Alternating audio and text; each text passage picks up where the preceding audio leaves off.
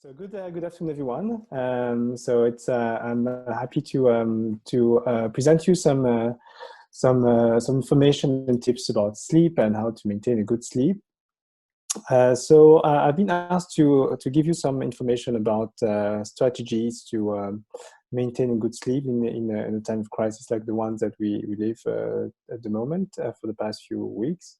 So what I'd like to do with you today is first review some basic information about sleep stress, and then really discuss with you what can happen, what can disrupt sleep in this time of confinement and restrictions, and go over with you over a few important aspects of prevention or management of these sleep disturbances, emphasizing on those strategies that do not require medications. Okay, so sleep is, as maybe some of you know, is divided into different cycles across the night. So in the top part of the figure, you have what is called a hypnogram. The hypnogram is a graphical representation of the recurrence of the sleep stages across the night. So you see that sleep is divided into different stages, from the lighter sleep, from stage 1, to deeper sleep, stage 3. And this constitutes what is called the non-REM sleep. And you also have another broad category of sleep stage, which is called REM sleep, or paradoxical sleep, which is here represented in red. And the alternation between these different sleep stages, non-REM 1, 2, 3, and REM sleep, constitute one cycle. Each cycle lasts approximately about an hour to an hour and a half. And you have, in most individuals, you have 3 to 4 cycles per night. And as you see, each cycle really consists of a transition between different stages. And what is so important to see is that all these stages are not similarly recurring across the night, in the sense that in the beginning of the night, in the first cycles, you mostly have a lot of, you have more deep sleeps, like more stage 3 sleep. Right towards the end of the night, you start to have more and more REM sleep. So the distribution of sleep across the night is not similar across stages. Okay, so in total sleep, so as I said, REM sleep is one type of sleep stage, which accounts for 20-25% of your total sleep time, and non-REM sleep accounts for 75 to 80% of sleep time, and it's subdivided into stage 1, which is just a state of drowsiness, stage 2, which is actually most of the sleep time, 50%, and correspond to some level of stable and intermediate sleep, and stage 3, which is really the level of deep sleep that occurs during 15 to 20% of the night. Okay, I'm not going to go into details about sleep structure and sleep staging, because this is really specialized, but this is just to give you an overview how we can actually differentiate between those sleep stages. Most of this distinction is based on the recording of the brain waves on the scalp. So for that, you apply electrodes on your head, and these electrodes are going to be recording electroencephalography, which is basically recording of the brain potential produced by your neurons. And those potentials, those electrical potentials, they can give rise to different waveforms when the neurons are active in a very synchronous way. You can have large waveforms, and what you see actually across the sleep-wake cycle is that from transition from wake to stage 1, you have EEG that starts to slow down, which more synchronized activity. And as sleep deepens, you have more large amplitude and low frequency waves, like these low waves, which really reflects that the neurons are synchronized together, which means that they fire together across a large number of neurons. So that's really how we can distinguish deep sleep from light sleep, for example. And during paradoxical sleep, the pattern of brain activity resembles to some extent drowsiness or wakefulness, but you also have the sleeper displaying rapid eye movements. And another really important characteristic is that the muscle tone is completely abolished. This is called muscle atonia. And that's because this is the stage of sleep during which most of our very vivid dreams happen. And having muscle tonia helps actually our body stay quiet during our dreams, which is very important. And these rapid eye movements seems to or thought to reflect actually the dreaming, the mental content during our dreams. So that's for the architecture of sleep. Now, very briefly, I think in terms of sleep regulation, there's two important things to remember. Is that our ability to produce sleep across the sleep, the day and night cycle depends on two main factors. Okay, and these two main factors. This seems complicated, but it's a very basic principle.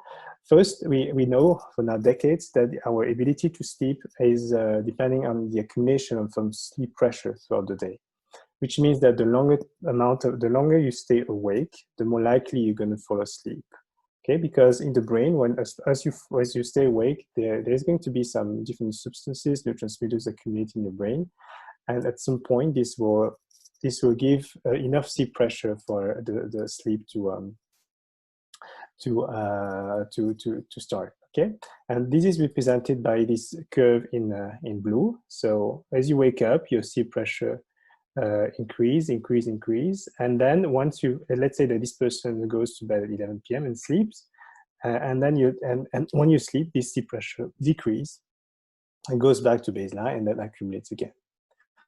So that's what is called the process S static, which is the progressive accumulation of sleep pressure throughout the day. The other important process is what is called the process C, which means that our sleep and wake is also timed, tied to the day and night alternation, and this is due to the effect of light on our sleep circuits. Because when we have during the day with the light will stimulate some certain cells in our retina that will connect to what is called the biological clock, which is a center in our brain. Actually, it's called the suprachiasmatic nucleus. It's in the hypothalamus, and this structure contains neurons that will be basically receiving the input from the environment, from the light, to inform our body, our brain, about this light and dark cycle, in such a way that our standard sleep will also be actually a tendency to stay awake will be stimulated by the light through this system. That's the curve in red. So this wake drive, driven by the circadian system, by the light, will contribute to maintain our brain alert during the day, and then with the darkness, with the lack of light input, this will basically decrease and increase our tendency to fall asleep. So two processes that are very important for sleep regulation. So the S and the C. Okay, and these will be important for later, and I'm going to repeat that later, but just to give you a very brief idea.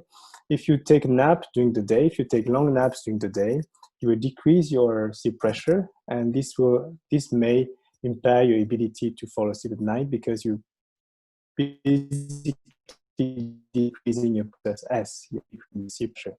And if you do not have a lot of light stimulation during the day, then you disrupt your process S in such a way that the regulation of your sleep-wake cycle by the light will also be disrupted, and you'll be more likely to be sleepy during the day. Okay, so these are two important considerations why it's important to avoid long naps, for example, and to be exposed to enough light during the day and darkness at night. So why it's important to care about sleep? It's because sleep is important for the brain, for the body. It's been known that sleep has important functions, which can be summarized in these 4 domains. It's known that sleep is important for what is called brain homeostasis, which is basically the fact that during sleep, the metabolites, the different substances produced by the activity of our neurons needs to be cleared out of the brain. And we know that during sleep, the system, which is called the G lymphatic system, seems to be more efficient in cleaning the different metabolites, different products of the activity of our brain. And so that's important because in cases where you have accumulation of certain substances in the brain, this can lead to neurodegeneration process with age, for example, and this might be also linked to some diseases with age. So first, cleaning, brain homeostasis. Secondly, long-term information, memory consolidation. It's been now known for a few decades that when you sleep, you memorize information better than when you stay awake for the same amount of time, which seems to be linked to the fact that during sleep there's a reactivation, a reprocessing of the information that was learned during the day, or in such a way that the connection between certain brain regions is strengthened and memory is consolidated when it has the occasion to undergo this process during sleep. So that's important. It's not for all types of memories, but particularly for memories, for declarative memories, so memories of new information that you learned through the day, and also for some type of, at least from some type of motor skills, also can also be consolidated by sleep.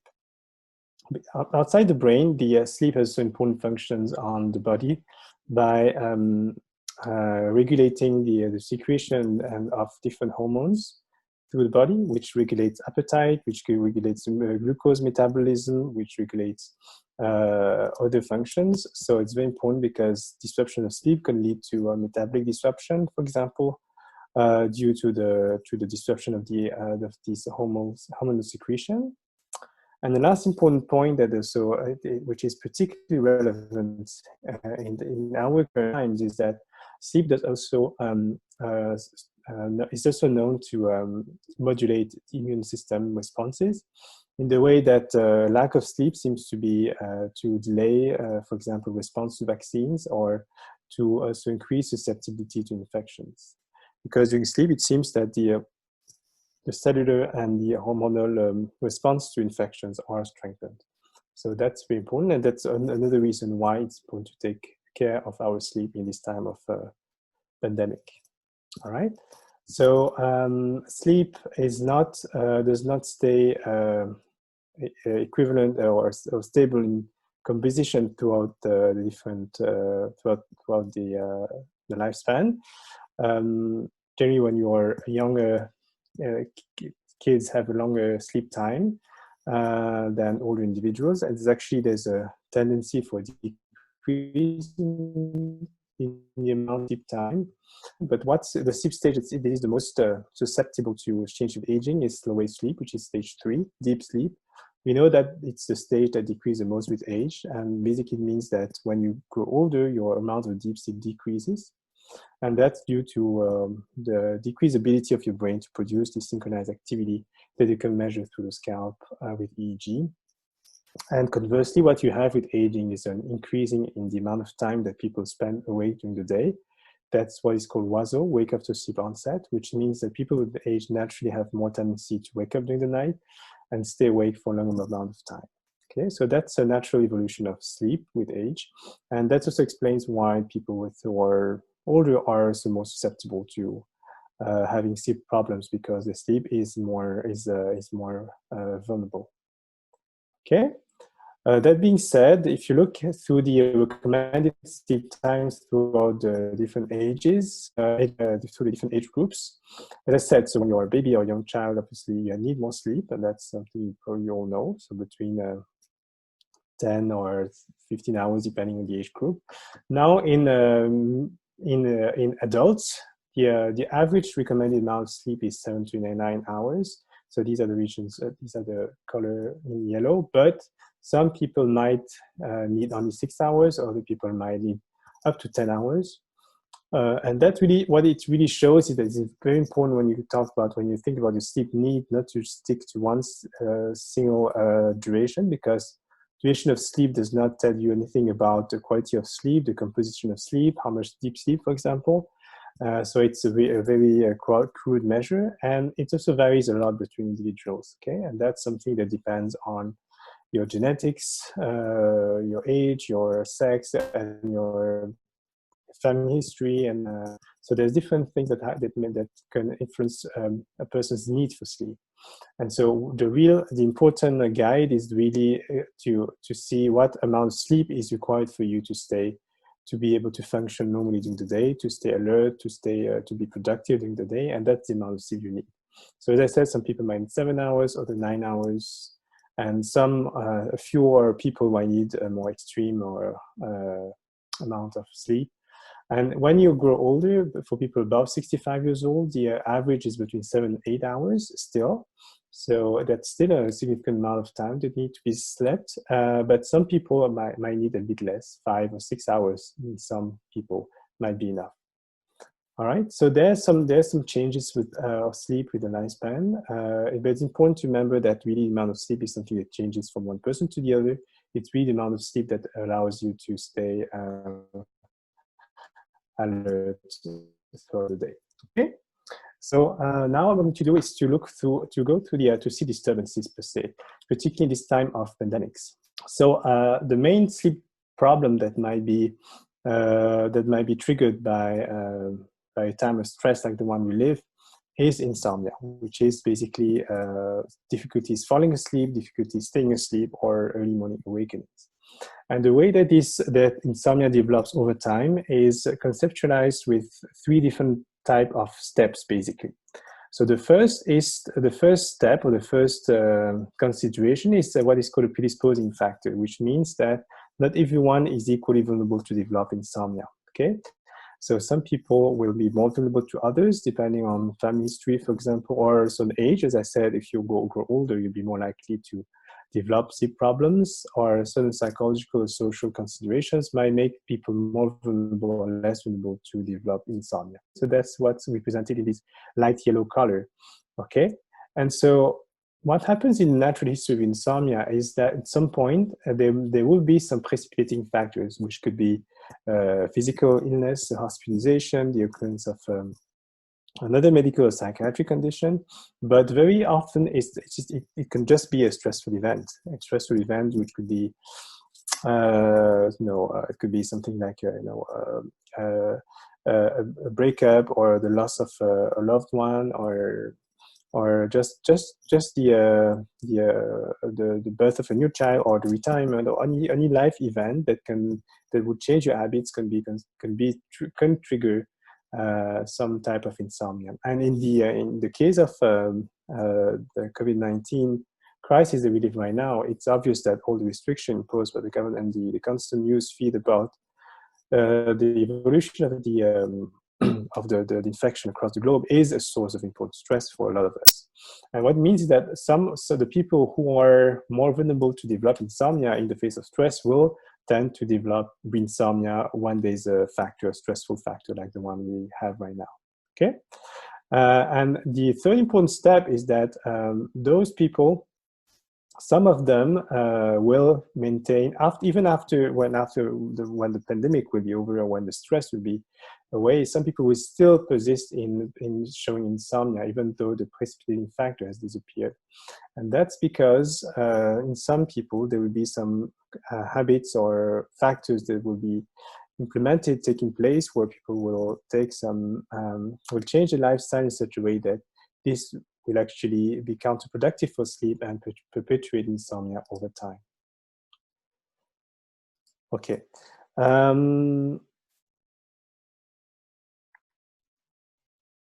So that's the point, because basically it shows you that there are some things that you cannot change. Obviously, the predisposing factors, you cannot change them. The precipitating factors, you cannot change them as well, because they happen. But there are some factors that you can change in natural history of insomnia, which are the I don't know why it constantly shifts one side to the other, but which are the perpetuating factors. Okay, and so it's important to be able to basically act on the transition between the short-term and the chronic phase of insomnia by acting on those behaviors or habits that might lead to insomnia to perpetuate over time. Okay, so chronic insomnia. So insomnia becomes chronic when you have these complaints of poor sleep that happen more than 3 nights a week for more than 3 months. And very importantly, what's important to remember is that we're talking about insomnia or sleep problem only when those sleep difficulties have an impact on the daytime function. So when it has an impact on your mood, your energy, your concentration, and when it affects your ability to perform your work or to do your routine activities, then that's considered to be a disorder. Okay. That's an important consideration because sometimes people will tend to need a long amount of time to fall asleep or to wake up for more amount of time during the night without this having an impact on the daytime function. And this is not something to worry much if there's no impact. Okay, it's very important the notion of having an impact on your activities during the day for insomnia to be treated. So insomnia is a problem that's really, really important within the population. It's up to 40% of the general population that will have some insomnia symptoms at some point, but only 10 to 20% of populations will have chronic insomnia, okay? Which is still a very large number. So this prevalence seems to increase with age, which is in line with the fact that age makes us more vulnerable to sleep problems because our sleep architecture is modified and with less deep sleep, more awakenings. An important consideration is that women are more at risk for insomnia than men, and that's something that has been well described. There's a higher proportion of females than males that present insomnia. Okay. So why is it important to care about insomnia? Besides the fact that it prevents you from sleeping at night. Well, it is important because it's known that insomnia is associated with a certain number of problems, medical, psychiatric, and other health problems. For example, one of the most common problems with insomnia is psychological problems.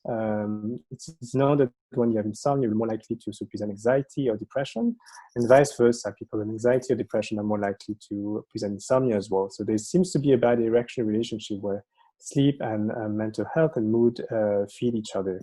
So it's important to really consider both when you're looking at sleep and psychological health. So besides mental health, studies have also shown that insomnia has an impact on cardiovascular and metabolic disorders. So people with insomnia have a high risk of developing cardiovascular disease, such as coronary heart disease, hypertension, stroke. And in terms of metabolic disorder, there's also high risk to develop diabetes, for example, which is linked to the role of sleep in the regulation of metabolism, as I mentioned earlier. So it's not only mental health; it's also physical health that is potentially impacted when insomnia is not addressed or managed with time. Okay. And in terms of cognitive functions, it's also important. So we talked about mental health, physical health, and cognitive health is also something that might be impacted by insomnia. Studies show that insomnia affects declarative memory, so the ability to memorize new factual information, working memory, and also problem solving, certain type of executive functions, so decision making. So these are all cognitive processes that can be affected by insomnia. And so some studies also suggest that insomnia with age seems to sort of increase the risk of developing cognitive problems age and dementia in particular. So it's becoming an important topic also in the field of research on Alzheimer's disease to really try to see if sleep can help us prevent the occurrence of dementia, aging. And so the impact of this is also reflected at workplace, reduced productivity at work, increased absenteeism, increased risk of healthcare services, increased risk of accidents. And there's been a study that's done in Quebec that has estimated the amount of cost driven by insomnia to be as high as 6.6 billion per year for the province of Quebec alone. And that includes costs mostly linked to decreased productivity, but also linked to absenteeism and other medical costs. So this really outlines that insomnia is not a trivial problem, and it has some impact on physical, mental, and cognitive health, and also has an economic impact on the society. Okay. So that's the first part of my talk about why it's important to take care of sleep. So maybe I can take a few questions if there are now. And then the second part, I'm going to talk more about some strategies to maintain good sleep. So Tan, we did have a couple questions. I just want to remind our attendees to use the Q&A feature, but we did get a couple of questions in the chat. So one question is, I am sleeping better than before. Is this common? Sorry, can you repeat? When? I am sleeping better than before. Is this common? Okay, so that's something I didn't expect. Well, it depends on your personal situation. If actually working in remotely is something that makes you more comfortable with your lifestyle, and some people, you're right, some people actually, and you're not alone. I've heard that some people are actually adapting pretty well to the to working from home. Then you might be sleeping better, sure. Yeah, so that's not, it really depends on how you are able to face stress, the stress coming from, resulting from this epidemic on your daytime routine. So yeah, sure. That's I don't think it's the majority of people who sleep better, but I'm sure that some people might. Yeah. We have another question. Can you please repeat what WASO stands for? Yeah, so it is really a like a jargon in the field, in the sleep field. WASO means wake after sleep onset. It basically reflects it basically means the time that you spend awake during the night after you fall asleep. Okay. And so we have another question related to that, actually. Sorry to interrupt, but it could be, what is the probable cause of wake after sleep onset to be more frequent?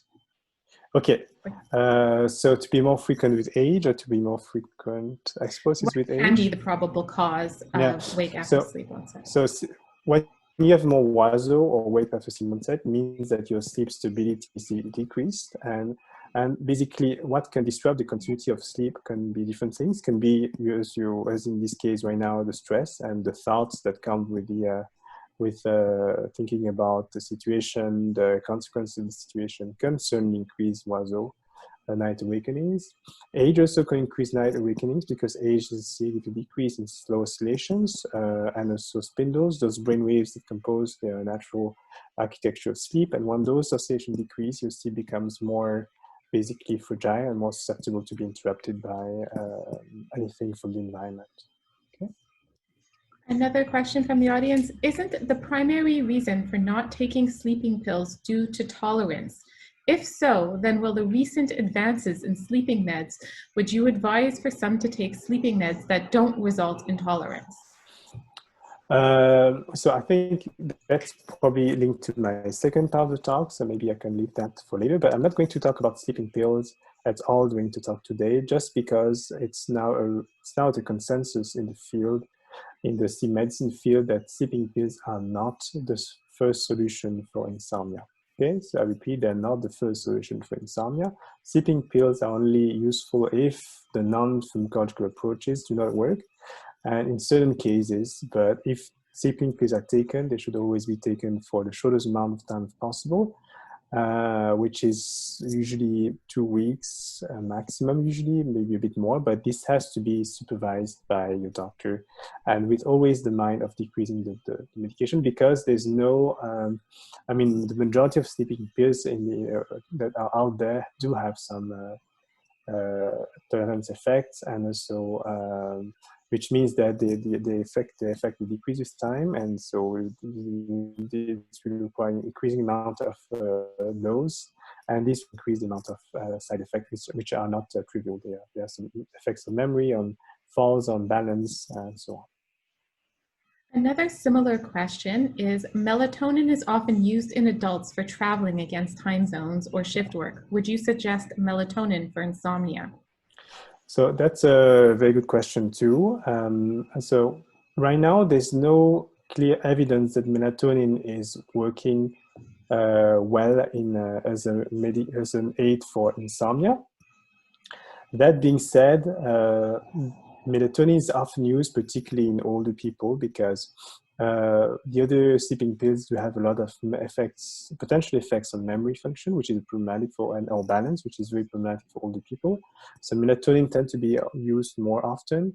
And there are some studies, not many, that show some potential benefits of melatonin particularly in people with cognitive problems. So if you have sort of people with cognitive impairments with age, sleeping pills are usually not recommended because they might worsen the situation. So melatonin is sometimes given.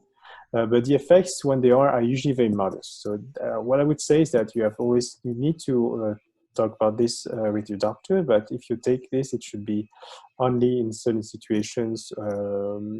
And it's not, because you have to understand that melatonin is not a sleep-inducing pill. It's melatonin is basically one of the hormones that is released when during the dark phase of your cycle, when there's no light input from the environment. So the suprachiasmatic nucleus is going to inform basically the other centers that it's a dark cycle. Melatonin is going to be produced at night for that reason. So it's not going to induce sleep per se, but it can facilitate sleep onset in some cases. So basically, the brief answer is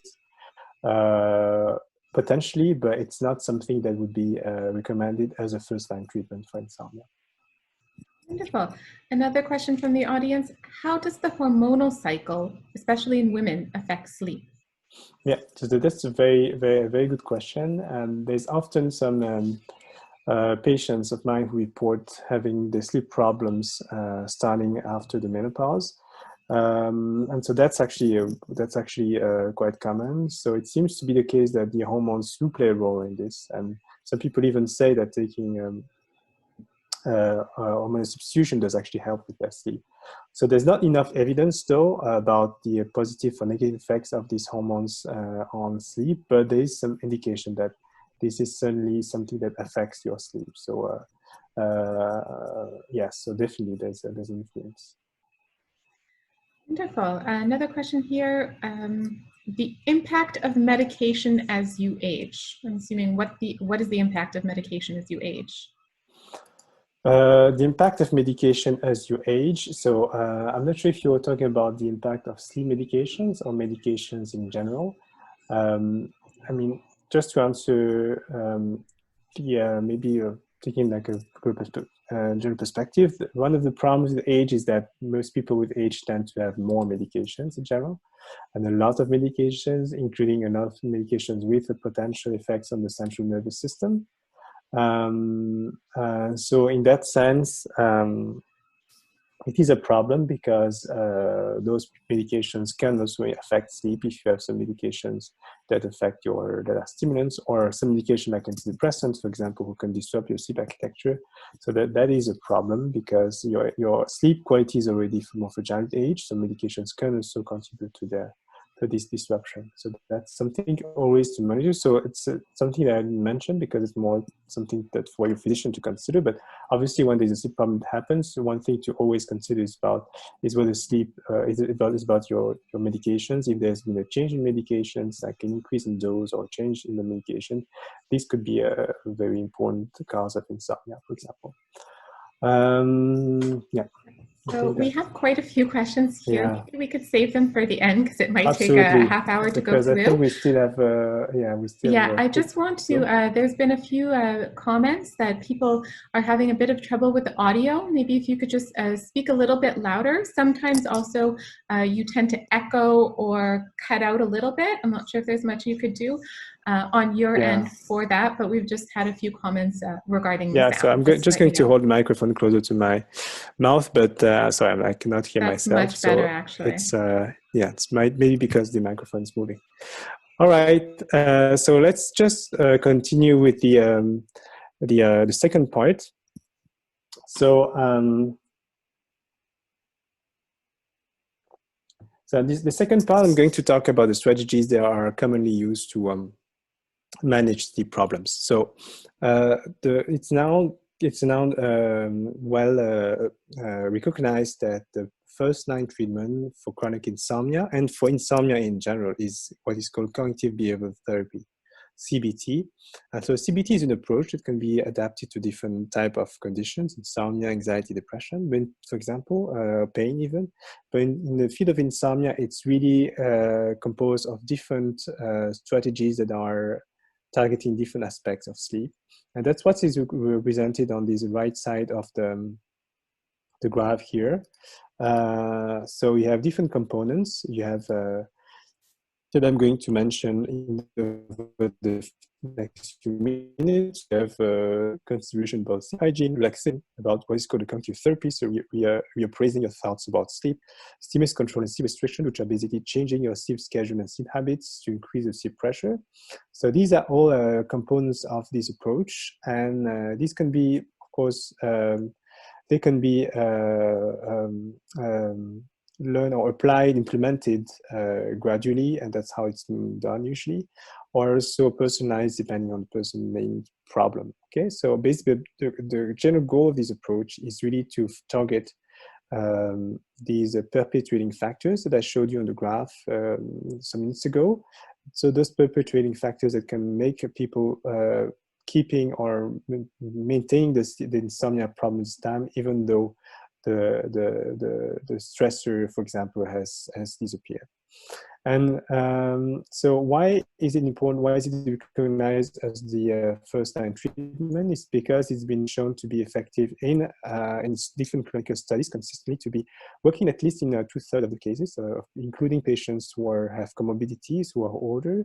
So it seems to work pretty well in the majority of people. So with long-lasting effects, and obviously compared to medication, it's well tolerated because it's basically a sort of psychological intervention, so there's no significant adverse side effects. So this is why it is now commonly recommended by all the health organizations being the first-line treatment for chronic insomnia. And so the way it's applied, it can be applied through group therapy, so that's or individual therapy sessions, and usually it is a very limited number of sessions, not something that will be lasting for hours, years. It's usually 6 to 8 sessions, or even some formats have briefer versions with 1, 2, 3 sessions. But now, more and more increasingly, there are some options to be able to access to this treatment online with modules that can be accessible by people and have been validated by different studies that basically will show you the CBTI approach that you can follow by yourself online. So it's important that to know also that CBTI has been shown to be useful not only in people with insomnia and who are older, but also in people with insomnia associated with depression, people with insomnia and chronic pain, for example, fibromyalgia, and even insomnia in cancer patients. Because in all these different scenarios, you also have a high risk of having insomnia, and so studies have been shown that CBT works also for insomnia that is associated with other conditions. Okay, so as I said, so it's not everyone has chronic insomnia, 10 to 20%, but for people who are only having some acute phase of insomnia, for example, insomnia appearing in this phase of pandemics, it's very important to already identify different habits and try to optimize your sleep habits in such a way to prevent your insomnia to persist with time. So it's very important to act on insomnia, on CBT, as soon as possible, depending on what seems to be relevant for you in your particular situation. So usually what is recommended is obviously to consider all the elements of sleep hygiene. So it's to review your daytime and nighttime routine to see if there's anything that can disrupt sleep that I'm not taking care of. Okay, so first thing about sleep hygiene, what are the healthy sleep habits? The first thing that is keeping regular sleep schedules. So regular sleep schedules mean that it is important to go to bed and to wake up about the same times every day, especially between weekends and weekdays. There's a lot of us have tendency to sleep longer or later during the weekends. And that's a particular problem for people who have sleep disturbances. So if you start to have sleep problems, insomnia, or it is very important to keep regular sleep schedules just to help your brain follow your circadian rhythm that is controlled by your biological clock, and have your sleep in line with this normal schedule of your sleep, okay? The natural schedule of sleep. So that's very important to keep regular sleep schedules, particularly as you age, because as you age, this system of this circadian system, so this regulation of sleep according to the time of the day is also disrupted. And so it becomes even more important to maintain a regular sleep schedule. So the other things might seem obvious, but sometimes it's not. So the fact of avoiding to take stimulant caffeinated beverages in the evening seems obvious, but this does not only include coffee per se, but also tea or even chocolate, hot chocolate, for example. Those are all beverages that include caffeine or stimulants. Some people are not aware that tea, for example, is actually quite stimulant. So it's important to try to prefer non-caffeinated beverages. If you like tea, take herbal tea, for example, which does not contain caffeine. That's very important. In terms of drinks, alcohol is also something important to consider. Alcohol is important as in the fact that it can help you feel more relaxed and so help you enter sleep, but it does also produce a very disrupted pattern of sleep where you tend to awake more during the night. So alcohol is certainly not a good solution for sleep problems. Other than that, I think a very important point in terms of sleep and day routine is to maintain a sufficient level of physical activity during the day. Why? It is because when you keep yourself physically active, you are contributing to build this sleep pressure that is, as I said, was important to induce a sleep. If you're constantly sitting or laying down in your bed or watching TV, your pressure for sleep, your need for sleep will not increase as much. And so you have less tendency to fall asleep at night. So that's very important. And also because physical activity is obviously important and good for your general health as well, not only for sleep. And in this time of confinement, of course, gyms are closed, and so there are some limited options. But just the fact of going out in your neighborhood safely, or in this case, with a mask, according to government recommendations, for a couple of minutes, 3 minutes per day. Even if you're able to follow some workout routine that you can do at home using different YouTube channels. There are a lot of options now to do workout routines from home. That would be something that certainly would help for your sleep. Ideally, not too late during the day. It's possible in the afternoon or in the morning or in the early evening. But the important is to keep yourself active. The same way, it's important to maintain some sort of social activities during the day, which is which can be difficult this time, but still being able to engage with people like over Zoom or even over the phone is going to keep your brain also engaged and keeping yourself also mentally active. Balanced meals important as well. That's because, of course, some heavy meals will tend to make you feel more sleepy during the day or can also disrupt your sleep at night. So that's important consideration. Bedroom environment, being quiet, dark, well ventilated, not too warm, usually 19 degrees, for example, because some very warm environments can disrupt sleep. Having comfortable mattress and bedding, of course. So these are obvious considerations. Avoid napping is very important, as I said, because long naps is a double-edged sword. So it can really help you recover some energy during the day. And I do nap, for example, like particularly in this time, I do nap every day, which is good for 15 to 20 minutes, up to 30 minutes max. But if you nap for a long amount of time, an hour, 2 hours, this really is going to decrease your ability to sleep at night. And if you do nap, it's important to nap as early as possible in the afternoon. Early afternoon, after lunch, for example, is a good time, but not too much towards the evening either, because this is going to also decrease your amount of sleep that you can get at night. The later you nap, the worse it is. Okay, and maximize the exposure to light during the day. Maintain darkness at night is very important because that's what's going to help your brain to link his sleep-wake pattern to the circadian clock. So by the light effect, light is going to maintain you awake during the day. So it's important to maintain this exposure as well. Okay, so these are all habits that you can all relate to at the moment. Try to adapt to make sure that sleep hygiene is followed correctly. Relaxation is something that maybe people, not for all of them, so this is an optional component. Some people are very responsive to techniques that can include relaxation with muscle relaxation technique, meditation, yoga. It can also be just stretching or listening to calm music. All things that can make you more relaxed, particularly near bedtime, are good to allow your brain to decrease the state of hyperactivation that happens in insomnia sometimes. So that's something that can be useful for some people. And so that's something that should be encouraged as well. But now, in terms of CBT, the cognitive behavioral therapy per se, there are some more specific components that I want to review with you. And the first component is called cognitive therapy, and that's something that is linked to the fact that a lot of people with insomnia over time, they tend to develop dysfunctional beliefs about sleep and adapt some of their behaviors accordingly. For example, the thought that you absolutely need 8 hours of sleep is something that is misconceived, because I said earlier, some people do need 8 hours of sleep, and that's the average. Some people might need 7 hours, 6 hours, 9 hours. And the fact of having not 8 hours of sleep might trigger some people to absolutely want to sleep more, even though they might not necessarily need it. So that's something also we'll need to correct. The fact that people think that they need to go to take a nap or go to bed earlier to make up for the lack of sleep is not something that is, it's something that can apply to some extent. Of course, if you have slept 1-2 hours less than usual, and if you want to take a nap during the next day in the afternoon, if you can, it's good.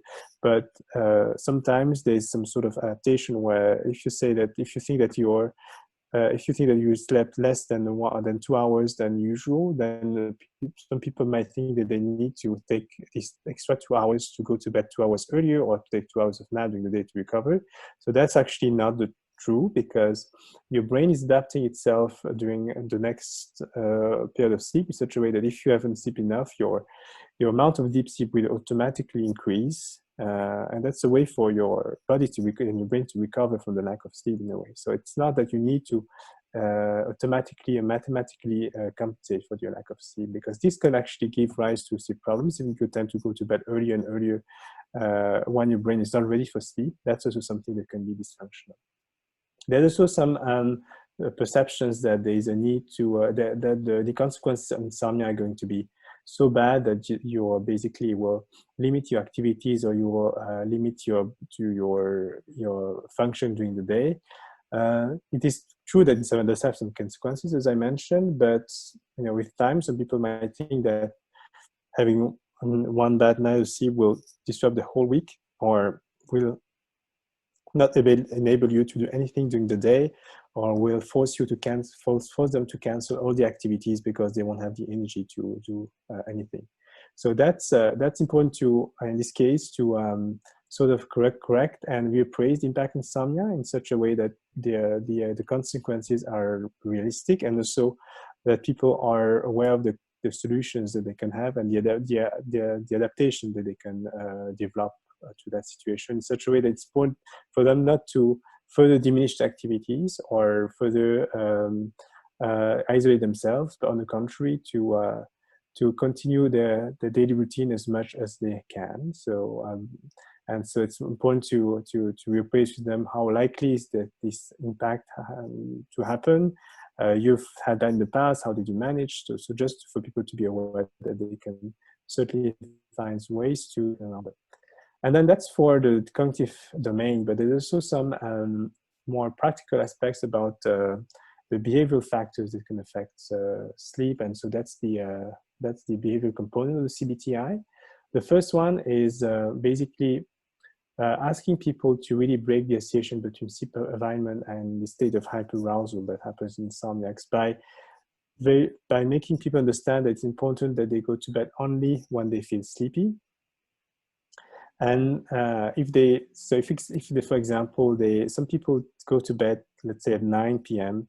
because they think that it's the time they should go to bed, but they won't sleep before 11 p.m. And because they're only feeling sleepy at 11 p.m. So it's important for people to understand that it's the time to go to bed, which has to be regular. It has to be the time where they do feel sleepy, not the time where they think they should be going to bed because they have nothing to do. For example, which happened also with some people who are retired, for example.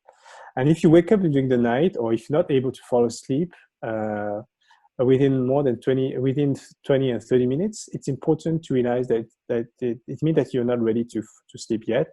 I need to get out of the bed and go in another room and do some other activities, and go back to bed when sleepiness returns. So that's something that is also very important. It's a well-known recommendation is to get out of your bed if you're not able to fall asleep within 20 or 30 minutes, or if you wake up for more than 30 minutes during the night. Because staying in bed for a long amount of time without being able to fall asleep will just reinforce the frustration and will not help you fall asleep actually. So it's better to get out of the bed, do something else in another room. It could be something that it's not too stimulating, but will also tend to increase your sleeping at some point. With some reading or some low stimulation activities, and get back to when you're ready. Okay, so that's one of the measures. And so the last one is called sleep restriction. And so sleep restriction is something that is very important as well. It works pretty well. So it's basically adapting.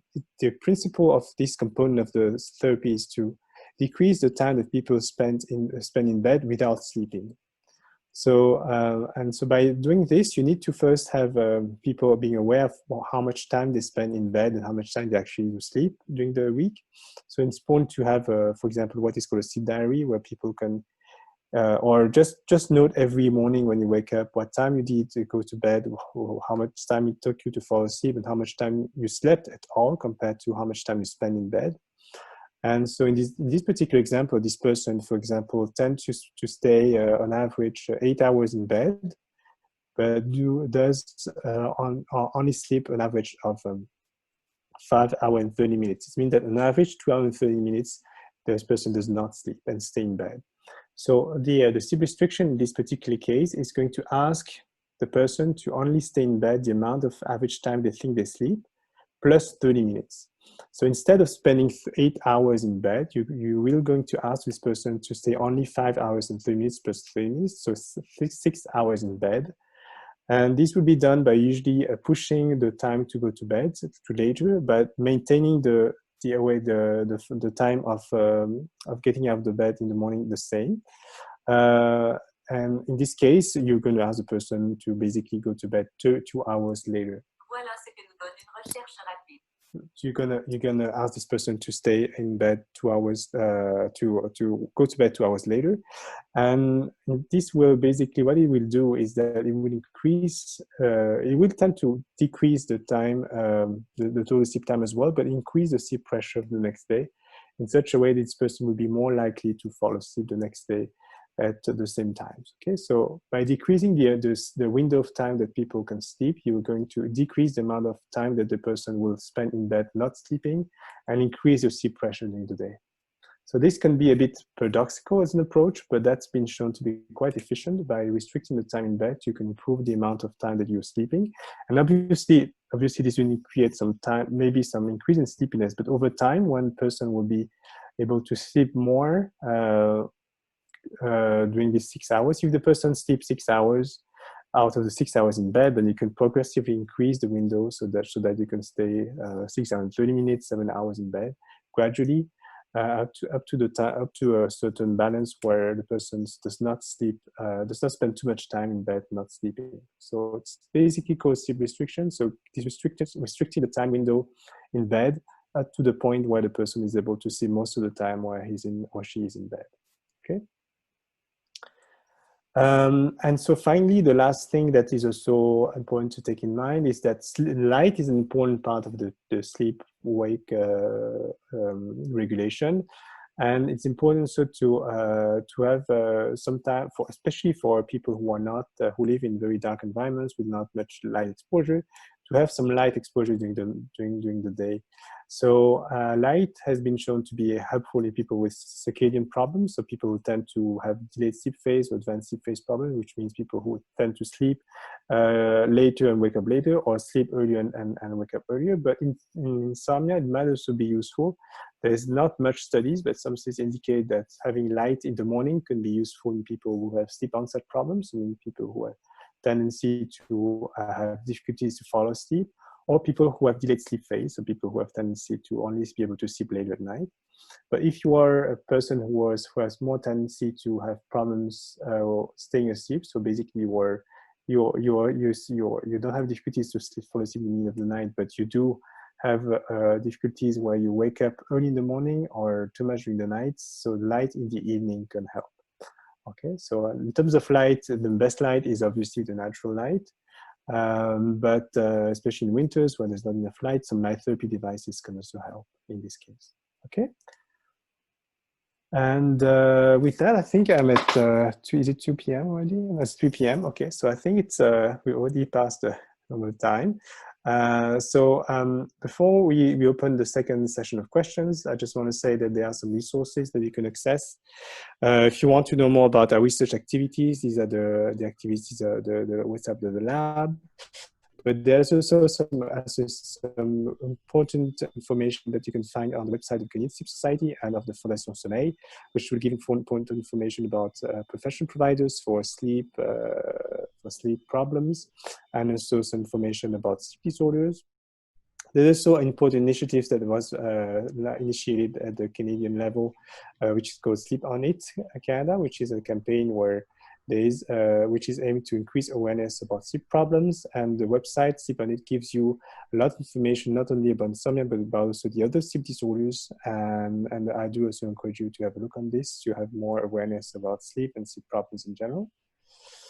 And yeah, that's it. Now we're going to take questions. So Tan, we have over 50 questions. I'm not sure we'll be able to get to all of them, but maybe we could take a few right now, and then we'll post the answers to the rest of them on our website. Sure, let's go. All right, so one question is, does everyone dream? Is it a problem when one does not remember dreams? No, it's not a problem at all. Not remembering dreams doesn't mean that you don't dream.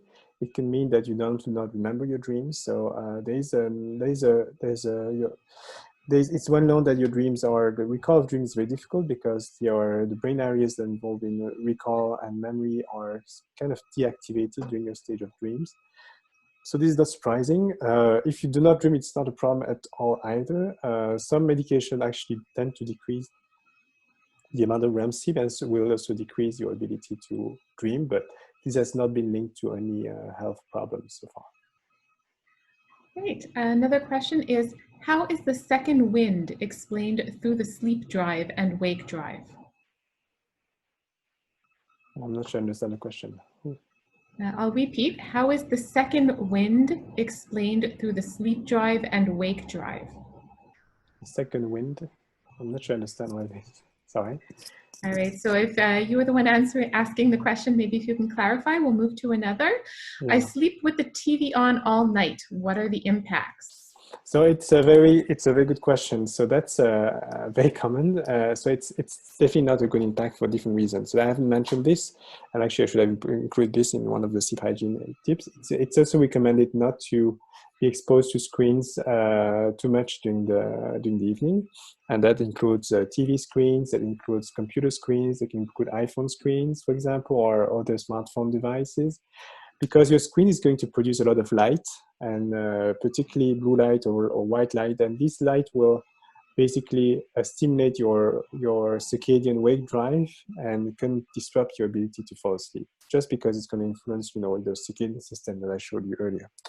So that's one point. So, and the second point is obviously if you keep your TV on, you're going to have sounds basically light and sound going through the night that can also wake you up multiple occasions during the night without even you being aware of those. But this will contribute to create a state of sleep fragmentation that can also be problematic for your quality of sleep. So that's definitely something that is not recommended. It's not recommended to watch TV in bed, and certainly not recommended to keep the TV on during the night. Another question, some people oversleep on weekends to make up for sleep deprivation on the weekdays, increasing the social jet lag. Is sleeping more on weekends worse than being sleep restricted throughout the week? So that is a very good question as well.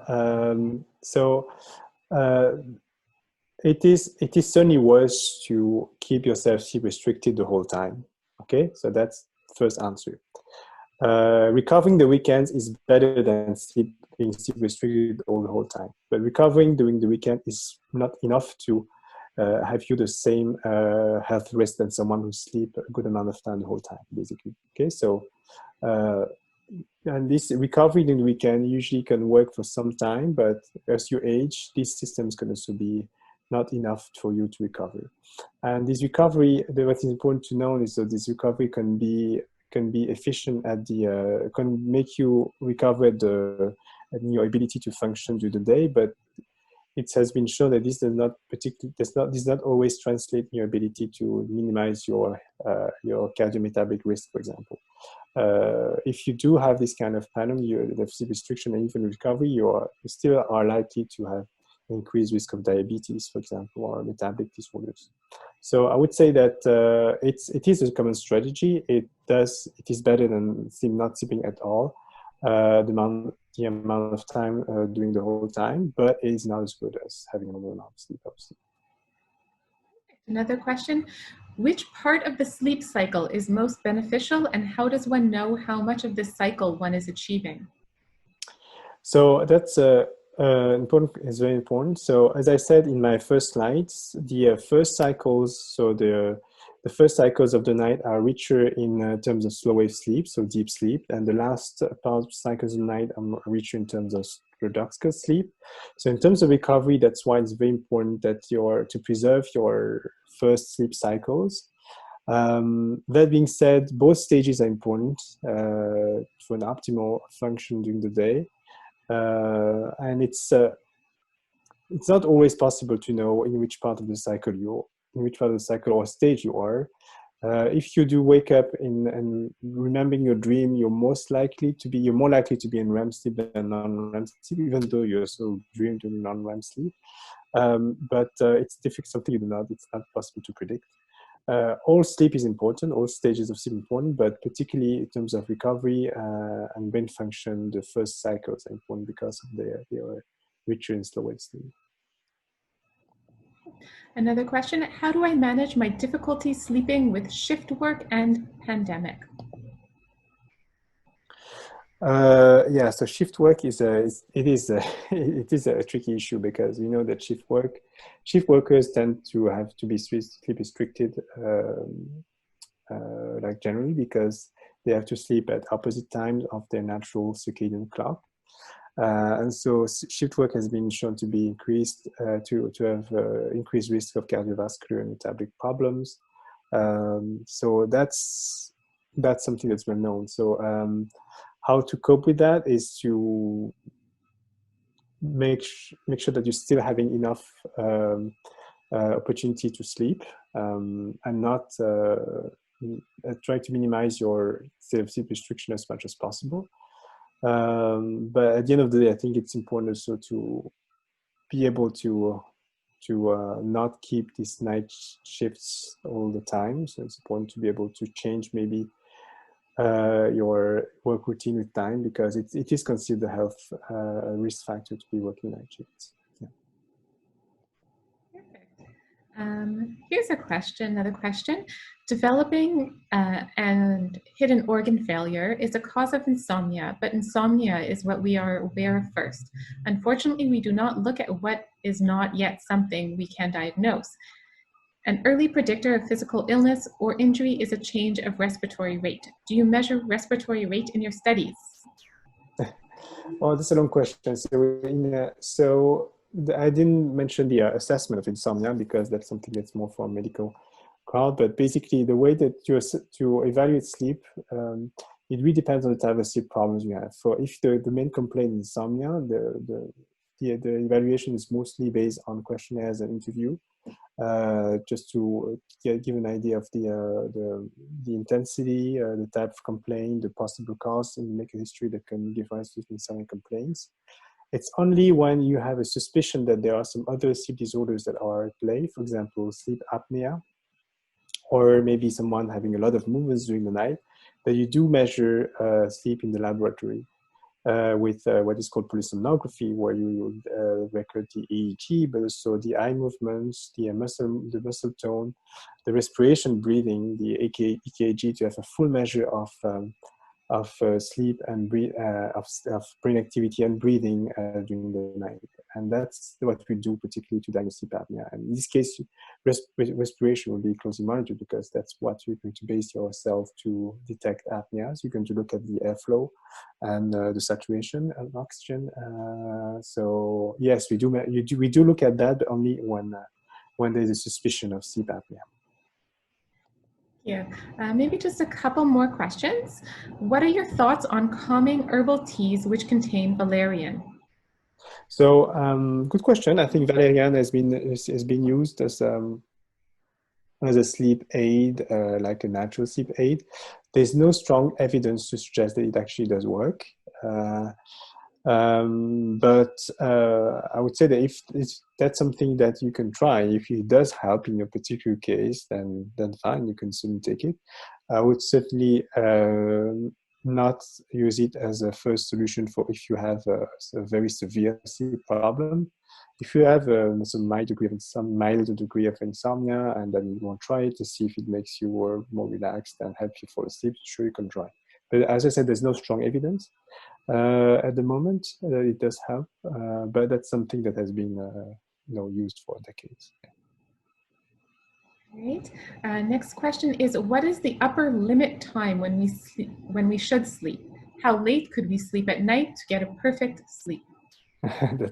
That's a tricky question because that really depends on your own circadian rhythm. Some people will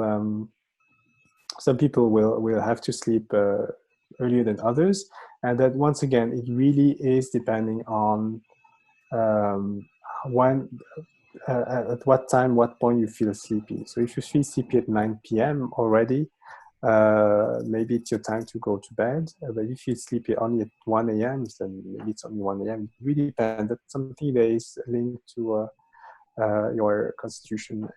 And of course, if you only feel sleepy at 4 a.m., that happens. So that's usually, it's not considered insomnia, it's called delayed sleep phase syndrome. So people in which the circadian clock is basically not adjusting well to the sleep or to the night day cycle.